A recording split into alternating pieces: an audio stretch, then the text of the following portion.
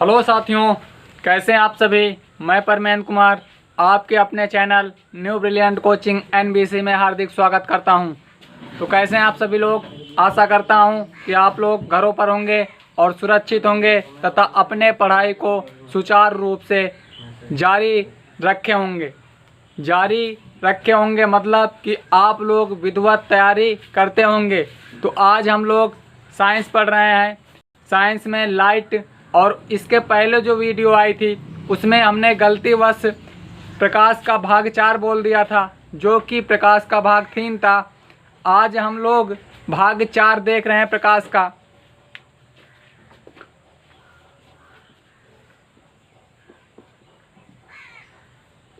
उस दिन जो पार्ट था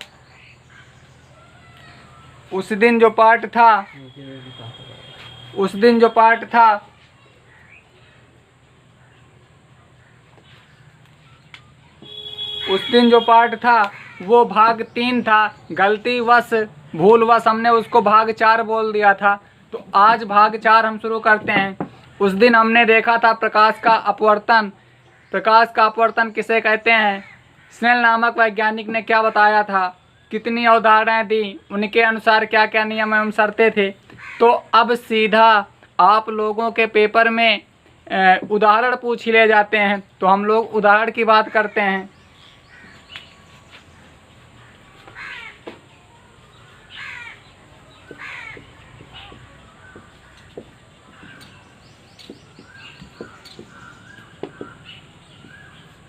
अपवर्तन के उदाहरण की बात करते हैं। देखिए, सबसे पहला हम लोग पहले पूरे एग्जाम्पल लिख लेते हैं, फिर उसमें से 1 या 2 की हम मतलब फिगर में समझा देंगे। पूरे नहीं समझाएंगे, 1 या 2 समझा देंगे। बाकी आप लोगों को समझने से कोई मतलब नहीं, एग्जाम्पल याद करना है। जैसे पहला एग्जाम्पल हमारा है, सिक्का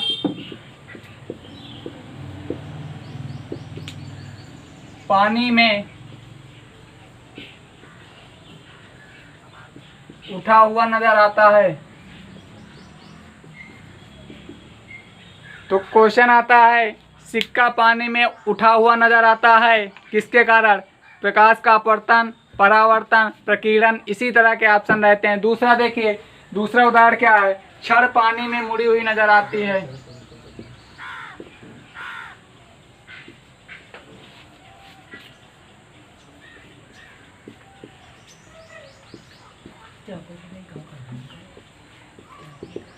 जो छड़ होती है, सरिया होती है, लोहे की छड़ होती है, अगर उसको पानी में डाल दिया जाए तो वो हल्का मुड़ी हुई नजर आती है। तीसरा एग्जाम्पल क्या है, नींबू पानी में बड़ा नजर आता है।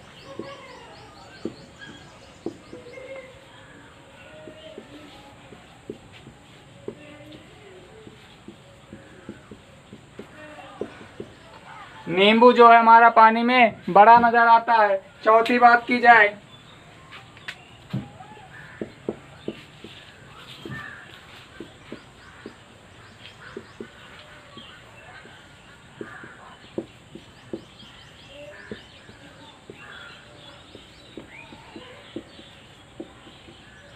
जो तारे होते हैं वो अपनी वास्तविक ऊंचाई से ज़्यादा दूर नजर आते हैं, ज़्यादा दूर समझ आते हैं। अगर उसके बाद बात की जाए,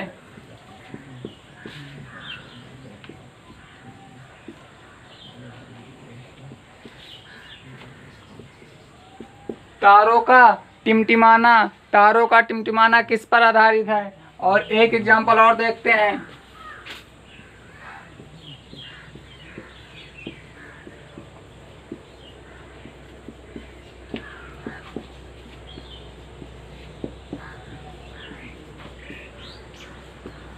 पूर्व सूर्योदय एवं विलंब सूर्यास्त। इसका मतलब हुआ कि सूर्योदय जब होता नहीं है, जब सूर्य उदय नहीं होता उसके पहले हमें महसूस होता है कि सूर्य उदय हो गया। और विलंब सूर्यास्त का मतलब ये होता है, सूर्य जब डूबता है उसके बाद भी हमें ये नज़र आता है कि अभी सूर्य डूबा हुआ नहीं है।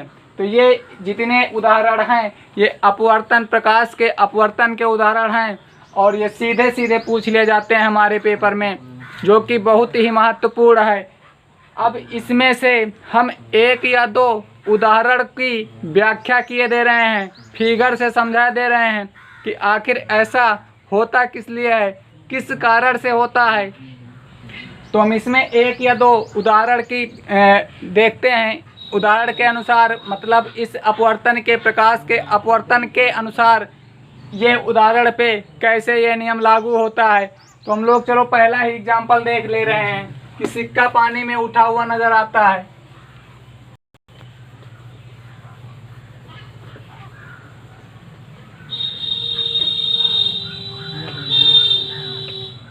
देखिए मान लीजिए हमारा क्या है, कोई एक पात्र है, ये कोई एक पात्र है और इसमें क्या है,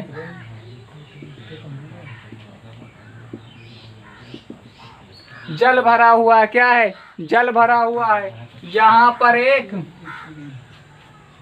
सिक्का है, ये क्या है, ये क्या है, हमारा सिक्का है। अब देखो सिक्का, ये पानी है, ये हमारा पानी है, ये क्या है, पानी है। अब सिक्के से लाइट निकली, सिक्के से लाइट निकली और जैसे ही ये पानी के ऊपर गया तो माध्यम हमारा चेंज हो रहा है। जब माध्यम चेंज होता है तो ये अपने पथ से विचलित होगा। अब यहाँ पर देखा जाए तो ये अभिलंब के भांति यहाँ पर काम करने लगेगा। अब क्या है, दो नियम है, या तो अभिलंब से दूर जाएगा या तो अभिलंब के पास आएगा। सघन से विरल में जा रहा है, जब सघन से विरल में जा रहा तो क्या होगा, अब देखिए इसको ऐसे जाना था, ये जो प्रकाश निकल रहा है इसको ऐसे जाना था, लेकिन यह प्रकाश ऐसे न जाकर, ये प्रकाश ऐसे न जाकर प्रकाश क्या हुआ, ऐसे मुड़ गया। बात समझ में आई। अब यह प्रकाश ऐसे मुड़ गया। अब जब प्रकाश ऐसे मुड़ा तो देखो इसमें क्या है, यहाँ पर कोई एक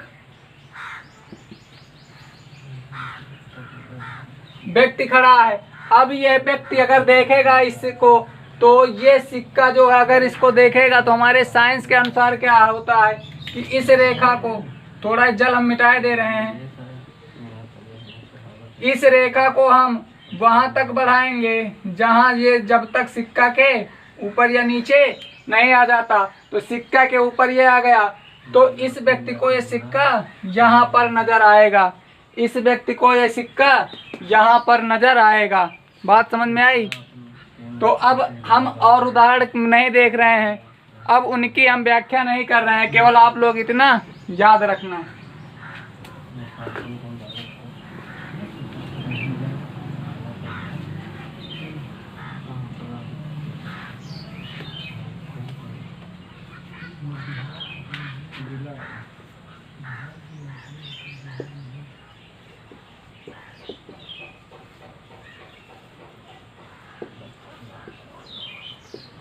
आज हम पढ़ रहे हैं scattering of light. Scattering of light का मतलब होता है प्रकाश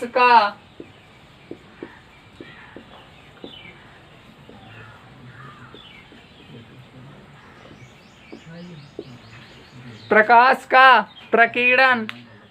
तो प्रकाश का प्रकीर्णन हम पढ़ रहे हैं। देखिए प्रकीर्णन का मतलब अगर साधारण भाषा में देखा जाए तो प्रकीर्णन का मतलब क्या होता है, प्रकीर्णन का मतलब होता है लाइट के फैलने या भटकने की क्षमता। प्रकीर्णन का मतलब होता है कि भटकने या फैलने की क्षमता प्रकीर्णन कहलाती है। ठीक, अब हम बात कर रहे हैं, देखिए इसका मतलब ये हुआ जैसे हमारा कोई एक ये टार्च है। अब टार्च से जैसे ही ये लाइट निकली तो क्या है, हमारे यहाँ पर डस्ट पार्टिकल हैं। ये डस्ट पार्टिकल मतलब आप लोग समझते हैं, डस्ट पार्टिकल का मतलब होता है धूल के कण। जैसे ही प्रकाश निकला तो धूल के कण के संपर्क में जब जाएगा तो ये फैलने लगता है। अब ये प्रकाश जो है ये फैलने लगेगा।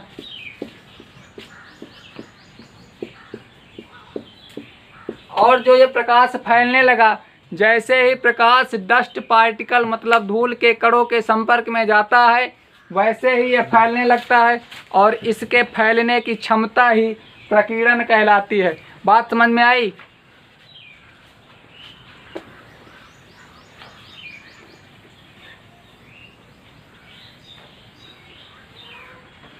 अब देखिए हम बात करते हैं, एक हमारे वैज्ञानिक थे रैले।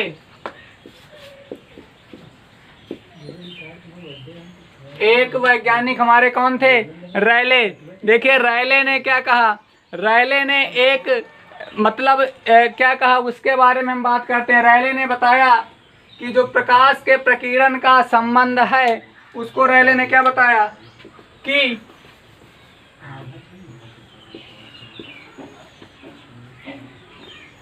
जो प्रकाश का प्रकीर्णन होता है, प्रकाश का जो प्रकीर्णन होता है वो प्रकाश का जो प्रकीर्णन होता है वो 1/तरंग दैर्ध्य 1/तरंग दैर्ध्य के व्युत्क्रमानुपाती होता है। या 1/तरंग दैर्ध्य की पावर 4 के व्युत्क्रमानुपाती होता है। इसका मतलब क्या हुआ? देखिए इसका मतलब ये हुआ कि जिसका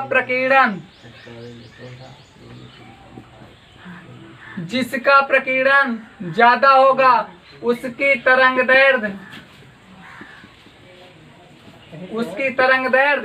कम होगी। जिस प्रकाश का प्रकीर्णन ज्यादा होगा उसका तरंग दैर्ध्य कम होगा, और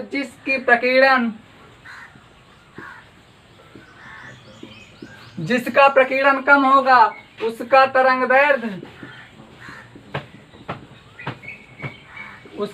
दैर्ध्य ज्यादा होगा। देखो जो ऊपर की ओर लाइन है इसका मतलब ज्यादा, और जो नीचे की ओर लाइन है इसका मतलब कम। तो रैले ने क्या कहा? प्रकीर्णन व्युत्क्रमानुपाती होता किसके? 1/तरंग दैर्ध्य की पावर 4 के। इसका मतलब यह हुआ कि जिस प्रकाश का प्रकीर्णन ज्यादा होगा उसकी तरंग दैर्ध्य कम होगी, जिस प्रकाश का प्रकीर्णन कम होगा उसकी तरंग दैर्ध्य उतनी ही ज्यादा होगी। अब आगे हम बात करते हैं, देखिए इसको हम मिटा दे रहे हैं। देखिए तरंग दैर्ध्य की बात की जाए, अगर तरंग दैर्ध्य की बात की जाए तो मैक्सिमम मतलब होता है ज्यादा या अधिकतम, और मिनिमम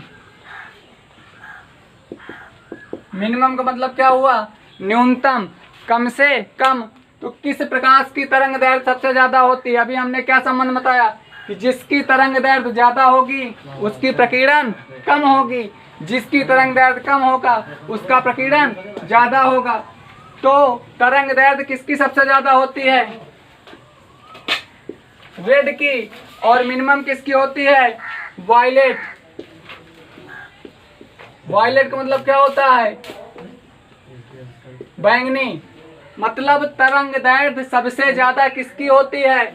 रेड की। और सबसे कम किसकी होती है? तो बैंगनी की। लेकिन अगर प्रकीर्णन की बात की जाए तो देखो इसकी तरंग दैर्ध्य, लाल की तरंग दैर्ध्य क्या है? ज्यादा है। मैक्सिमम का मतलब होता है ज्यादा, और मिनिमम मतलब क्या है? कम। तो तरंग दैर्ध्य जिसकी ज्यादा होगी उसका प्रकीर्णन कम होगा, मतलब लाल का प्रकीर्णन कम होगा, मतलब लाल रंग के फैलने या भटकने की क्षमता कम होगी रैले के अनुसार। लेकिन अगर बैंगनी की बात की जाए तो बैंगनी का प्रकीर्णन ज्यादा होगा।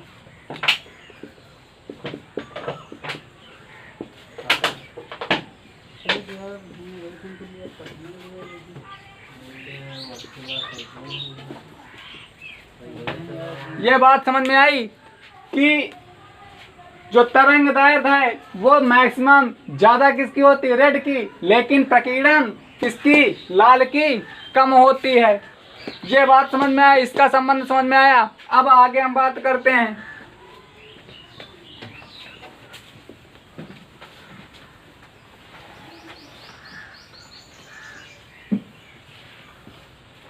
अच्छा बच्चों, ये बताओ कि सूर्य जो होता है, सूर्य से किस प्रकार का प्रकाश निकलता है, किस रंग का प्रकाश निकलता है?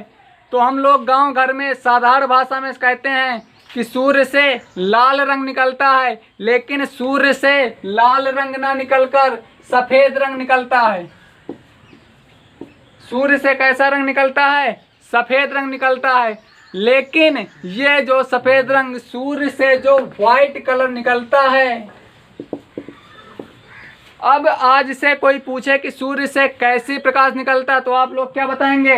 सफेद। लेकिन ये जो सफेद है, ये इसमें कौन कौन से रंग मिले होते हैं?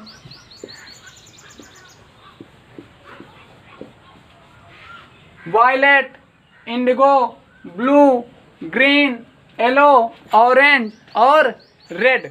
अब देखिए, सबसे ज्यादा तरंग दैर्ध्य किसकी होती है? सबसे ज्यादा तरंग दैर्ध्य किसकी होती है? लाल की। लाल की सबसे ज्यादा क्या होती है? तरंग दैर्ध्य। और प्रकीर्णन क्या होती है? कम होती है। लेकिन अगर यही बात की जाए वायलेट, तो वायलेट की तरंग दैर्ध्य क्या होती है? इसकी तरंग दैर्ध्य सबसे क्या होती है? ज्यादा होती है। अगर यहीं पर इसकी बात की जाए तो इसकी तरंग दैर्ध्य कम होती है। क्या होता है? वायलेट की तरंग दैर्ध्य क्या होती है? कम होती है। लेकिन इसके प्रकीर्णन की क्षमता क्या होती है? ज्यादा होती है। क्या होती है? ज्यादा। इतनी बात समझ में आई। अब आगे बात हम करते हैं। देखिए, ये जो है, अब आगे हम बात कर रहे हैं। देखिए, सूर्य हमें लाल क्यों दिखाई देता है, इसके बारे में हम बात कर रहे हैं। मान लीजिए हमारी क्या है, ये हमारी क्या है? अर्थ है। क्या है? अर्थ है। यहाँ पर कोई एक क्या है? ये अर्थ में क्या है? हमारा वायुमंडल है, एयर है। यहाँ पर क्या है? एयर है, हवा है। यहाँ पर क्या पाई जाती है? हवा। अब यहाँ मान लीजिए यहाँ पर कोई एक व्यक्ति खड़ा है। मान लीजिए यहाँ पर कोई एक व्यक्ति खड़ा है। अब आगे बात करते हैं। देखिए, यहाँ पर हमारा क्या निकला? सूर्य। यहाँ क्या निकला? सूर्य। और सूर्य जहाँ निकलता है वो कहाँ निकलता है? वैक्यूम। अर्थात कहाँ निकलता है? निर्वात। तो जब सूर्य यहाँ से निकला, देखिए थोड़ा इसको ऊपर बनाते हैं। जब सूर्य यहाँ से निकला तो सूर्य से हमने बताया कि कितने कीड़े निकलते हैं। सूर्य से हमने क्या बताया कि सूर्य से कैसा प्रकाश निकलता है? तो सूर्य से हम बताएंगे कि व्हाइट निकलता है। और व्हाइट में इतने कलर होते हैं। अब देखो, यहां से प्रकाश निकला। जब ये प्रकाश निकला और ये वैक्यूम मतलब निर्वात में है, जैसे ही जहां पर प्रकाश में डस्ट पार्टिकल, धूल के कण मिलना शुरू होंगे, जैसे ही धूल के कण मिलना शुरू होंगे, तैसे ही वैसे प्रकाश क्या होगा? फैलना शुरू हो जाएगा। तो सबसे पहले कौन सा प्रकाश निकलेगा? वायलेट। सबसे पहले कौन सा निकलेगा? वायलेट। वायलेट के बाद इंडिगो। यहाँ पर कौन सा प्रकाश निकलेगा? इंडिगो। सबसे पहले कौन सा प्रकाश हट जाएगा? वायलेट। फिर इंडिगो। इंडिगो के बाद ब्लू। ब्लू के बाद ग्रीन। फिर उसके बाद येलो। फिर उसके बाद ऑरेंज। और यहाँ धरती तक जाते जाते कौन सा प्रकाश सिर्फ बचता है? लाल। इसीलिए सूरज हमको कैसा दिखाई देता है? लाल। तो कैसी लगी क्लास? आप लोग कमेंट के माध्यम से ज़रूर बताएं एवं वीडियो को लाइक तथा शेयर करें, चैनल को सब्सक्राइब करें। जय हिंद।